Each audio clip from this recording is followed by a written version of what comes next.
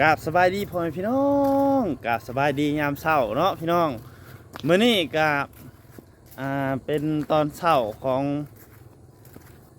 มื้อวันอาทิตย์พี่น้องฝนตกเมื่อคืนนี่เนาะอ๋อโทษแห้งเลยพี่น้องเอ้ยสบายดีปะลุงฝนตกเฮาก็เลยว่ามื้อนี้เฮาก็สิพาพ่อแม่พี่น้องไปยามเบิ่งโต่งเนาะ โต่งใส่ป้าเมียนเดี๋ยวจักสิเดือกบ่เดือกดอกพี่น้องมื้อนี้ฝนตกน้ำไหลเนาะสวนพักเขาก็ยังไม่ได้ไปเบิ่งซ้ำเดี๋ยวเขาจะไปเบิ่งตรงเขาก่อนว่าเป็นจังไดแน่แหละเนาะนี่ก็ไปเบิ่งไปชมกันพี่น้องบรรยากาศยังเศร้าๆแบบสิแหละตอนนี้ก็กำลังย่างลงมากับน้องสันติโอ้ตู้ฝนตกเมื่อคืนนี่โพดโพพี่น้องเบิ่งพี่น้องนี่ฝนตกแล้วดูแรงพี่น้องน้ำจะเต็มให้นาบ่อยากจะว่าวเลยโอ้น้ำห่วยไหลหลุด พยายามเบิ่งตรงเขาก่อนว่าสิมีปลาเข่าหรือบ่อเนาะแต่ว่าบ่ได้พี่น้องว่าหานฝนตกน้ำห่วยล่วงแบบสี่ปลามันอยากลงเนาะดิมีปลาบ่อนอยู่ปลามันอยากลงมันก็ต้องมีแหละพี่น้องตัวเข่าเนาะไปเบิ่งนำกันโอ้มีปลาบ่อนเลยพี่น้องเลยปุ๊บแป๊บอยู่เนาะนี่โอ้ลุ่นว่าสิมีปลาบ่อว่าสิมีโตบ่อหรือบ่มีโตเนาะไปนกสติอย่างก่อนฝนตกแล้วดูแรงพี่น้องเอ้ยน้ำหัวจะหลวงน้ำหัวจะไหล ตรงตัวนี้เข้าไปท่านในกุให้ใส่ปลาไว้เลยจ้อยสีถือปลาเบิ่งกันบรรยากาศยามเศร้าท้องทุ่งไห่ทุ่งนาเขาสิประมาณนี้แหละคือเที่ยงหน้าพอน้องบิวสวนพักกันยังมาได้เบิ่งเจ้าหน่อยจะคิดไปเบิ่งอันว่าเจ้าน้ำท่วมเบิดอะบ่จักน้องชันติน้ำลายเขากระเป่งออกเนาะน้ำหงทำยังเขาต้องเป่งออกพี่น้องโอ้มีปลาหลายเด้อปลาบอนไปเด้อนี่อ๋อน้ำหวยกำลังมาอ่างอยู่เลยเนี่ยตอนนี้เขาเครื่องย่างเราตามสายหวยเนาะ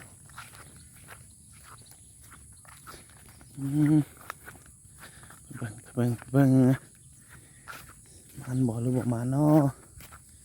มีบ่หรือบ่มีเป็นจังไดกะรุ่นทำกันพี่น้องแต่เก่าขันย้ำนี่ต้องมีแหละต้องมีโตโลดขันย้ำ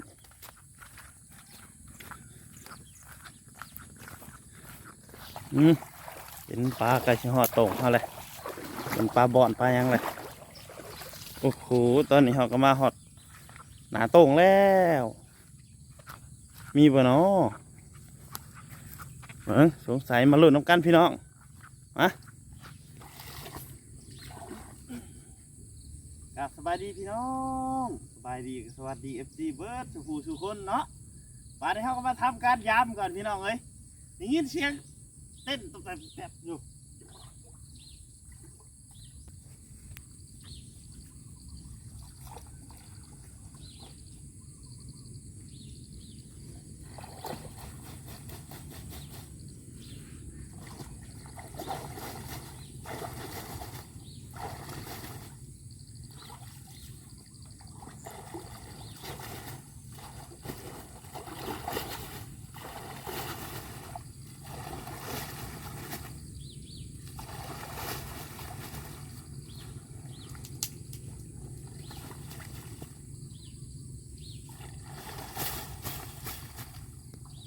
โป่งเขาปฏิญาณเต้นหึงเลยพี่น้อง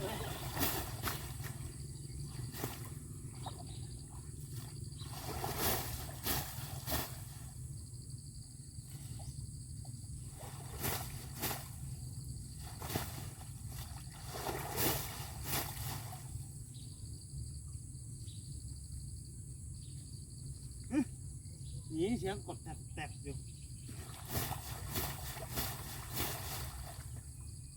โอ้แต่มีห้อยขาดเด้อปองขาดตรงนี้ ามสิออกปอกขายน้ำก็มีเด้อฮัดเถอะเฮียก็มาละเฮิบเลยพี่น้องแต่ก็น่าสิมีปลาดิยี่เสียงเต้นแตกอยู่เบิ้งมาไขมันก่อนพี่น้องโอ้โหยอดเลยมาเบิ่งกันโอ้โหอีกรุดเลยปลาเท่าที่เขาขึ้นมาทัน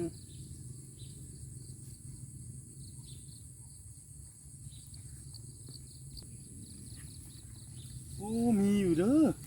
กุ้งก็มีสติปลาพี่น้องนี่ปลาเข่งนี่โอ้กุ้งก็มีพอกุ้งนี่ปลาพ่อพี่น้องเข่งปลาคอกุ้งโอ้เดี๋ยวพี่ต้องไปเอาแยงมาเอาแล้วนี่เดี๋ยวสินี่ปลา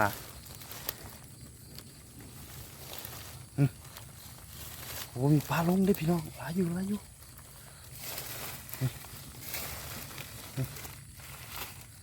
โอ้หลายนี่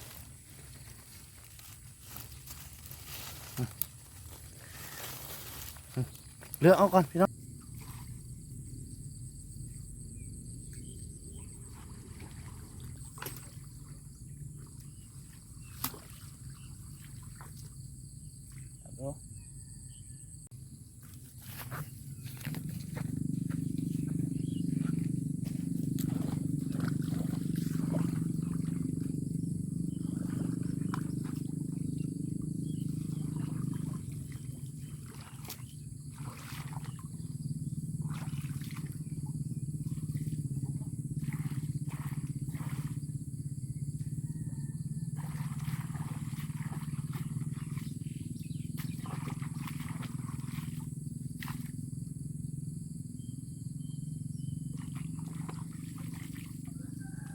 นี่เนาะพันนี้ก็เลือกแล้วไปทีเรียบร้อยพี่น้องนี่เลยจะเป็นปลาขอปลาเข็งปลาขาวเนาะสุดยอดพี่น้องกุ้งอีกตัวขาวขักกะลีรอพี่น้องนี่พี่น้องมาเบิ่งน้ำกันโอ้โหกุ้งตัวขาวใสๆเลยชั่วอยู่นี่เอาเลือกออกจากที่เหนียวแล้วกันนี่อันนี้คือปลาใหม่สดๆเนาะ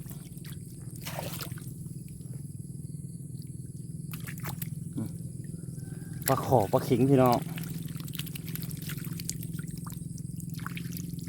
สดใหม่ๆเลยเอาก่อนปันพี่น้องพี่สิได้หลายเติบอยู่ดอก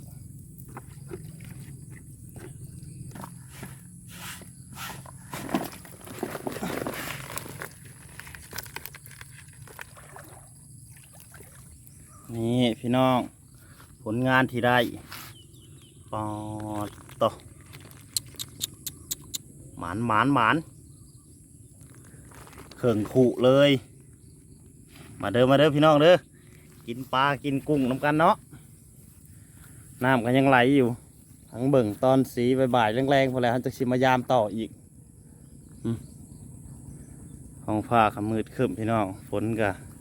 อยู่ตกแหละแต่ว่าน้ำมันยังมาอยู่เนาะน้ำกำลังมาพี่น้องปลาก็ลงตอนลงหลี่ลงอันนั้นเนาะวันนี้เสร็จครับเมื่อเบิ่งผลงานทำกันพี่น้องนี่เลยบัดนี้มาเบิ่งพี่น้องโอ้โหถึงกุ้งถึงปลาเลยมันพี่น้องปลาเข็งปลาขอนี่เลยโอ้ถ้าแม่เพิ่นก็เห็ดกินพี่น้องเอ้ยเห็ดเมนูยังเนาะมันนี่สบายดีพี่น้องแกงปลาพี่น้องเอ้ย โอ้แกงปลาใส่ผักกาด แม่น นี่เลยต่อมานี่เมนูแกงปลาพี่น้องเอาละพี่น้องมาวันนี้เฮาก็สิได้ขอตัวลาพ่อแม่พี่น้องไปก่อนเนาะฝากกดไลค์กดแชร์กดติดตามเป็นกำลังใจให้เบาตายนี่เด้อพี่น้องเด้อพบกันคลิปหน้าพี่น้องสำหรับคลิปนี้สบายดีพี่น้องลาไปก่อนเนาะนี่ก็เป็นปลาแห้งปลาย่างถือว่าเฮาไปตึกแฮวานนี่แหละพี่น้อง แม่นสิยังสิย่างพี่น้องเอ้ยสิย่างแล้วมันเฮ็ดกินก่อน หมานพี่น้องเอ้ยปลากับพอดีปลาลงเนาะน้ำหลวงน้ำไหล